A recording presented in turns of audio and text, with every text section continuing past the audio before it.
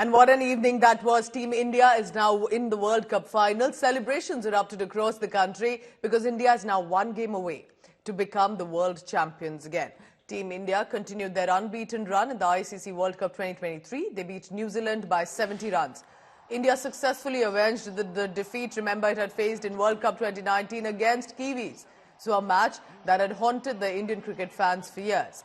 It was, of course, sensational Mohammad Shami's bowling that ripped through the New Zealand team and their batting order, picking up 7 wickets in total. Virat Kohli broke Sachin Tendulkar's record, scoring his 50th ton in front of the Master Blaster at the Wankhede Stadium, becoming the first cricketer to score 50 ODI hundreds. India are set to lock horns now against the winners of the second semi-final, and that will be between South Africa versus Australia.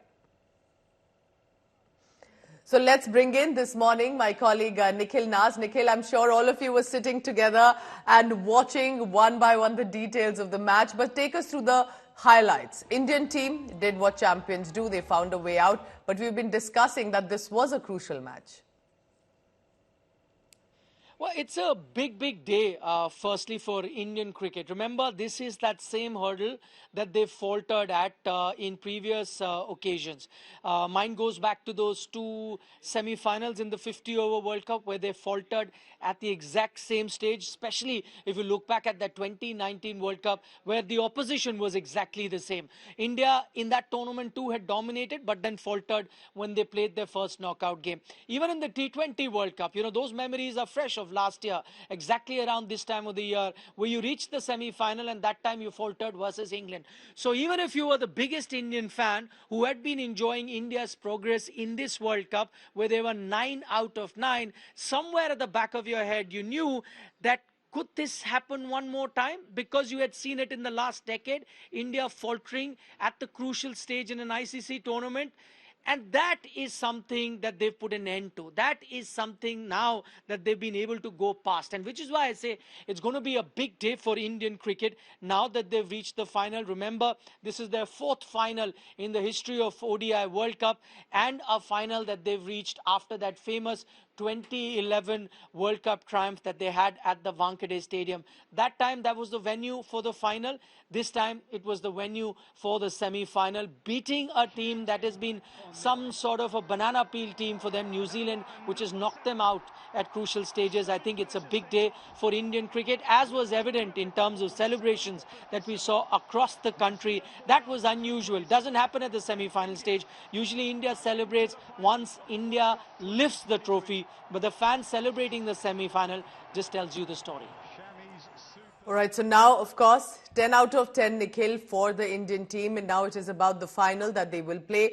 But, for example, let's say if they were to choose an opponent between the 2 teams that are now heading for another semi-final, who do you think that will be? Will it be South Africa or Australia? Well, as things stand right now, I don't think India would mind anybody.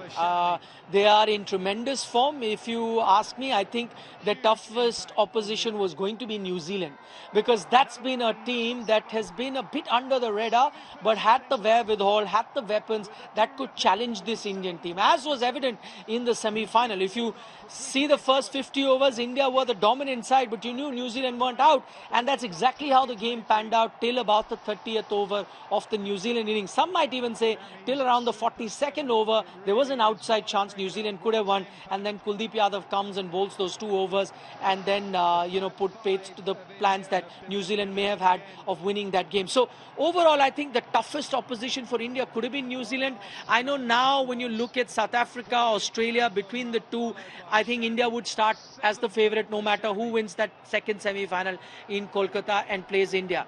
Having said that, if there's one team you might want to avoid in the final, and again, that's not a reflection of them being the favourites. I still think even if Australia come to the final, India start as the favourite. But because Australia have that pedigree, they've won 5 World Cup titles, the most successful team in ODI World Cup history. You know they are big match players. So that'll be the only team you'd kind of be wary of. But then again, at this stage, whether it was going to be South Africa or New Zealand in the final, I think you'd have to be at the best. You have to play at your best to win a final of the World Cup, and that's exactly, I think, the Indian team is going to be focusing on, to getting their process right rather than thinking about which is the opponent that they might have to face. And it's important that this confidence doesn't really go over. They cannot underestimate the other side as well. Of course, they'll also be coming through from the semi-final to the final. Thank you so much, Nikhil Naz, for joining us this morning with your perspective and updates as well.